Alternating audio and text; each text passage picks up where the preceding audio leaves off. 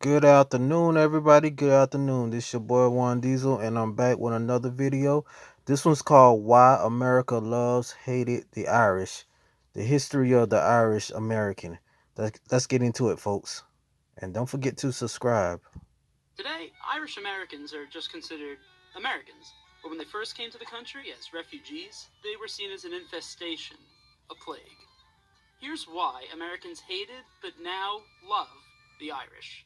It all started with potatoes, or lack thereof. By the mid 1840s, the average adult in Ireland ate over 10 pounds of potatoes per day. They didn't have much of a choice. After centuries of oppressive British rule, most Irish lived in poverty. Potatoes were easy to grow, packed with nutrition, and, most importantly, cheap. But in 1845, a fungus began to eat its way through Ireland's precious crops. The potato plant started to shrivel, and Ireland's British overlords didn't seem to care. The Great Hunger lasted until 1852. By the time the famine ended, some 1 million Irish had died from starvation and disease.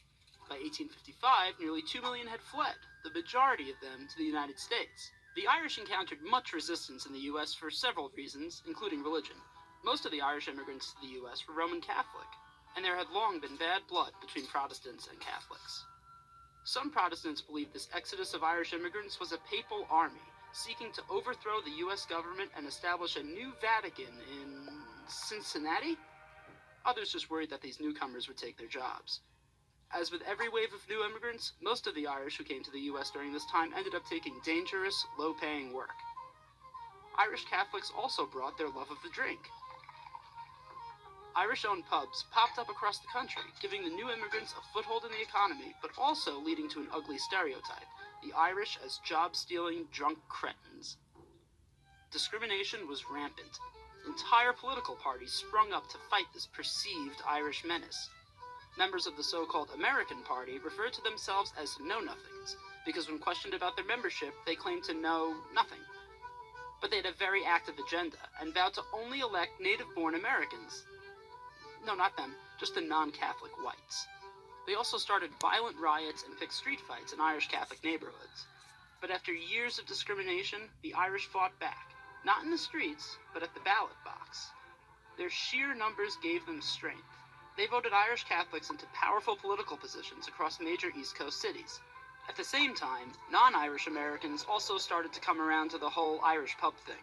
And as the Irish moved up the social ladder, nativists, like the know-nothings, shifted their prejudices to the next wave of immigrants from China and Eastern Europe.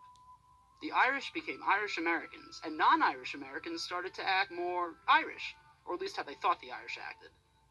Today, Irish traditions, including music, dance, and drink, have been woven into the fabric of American society.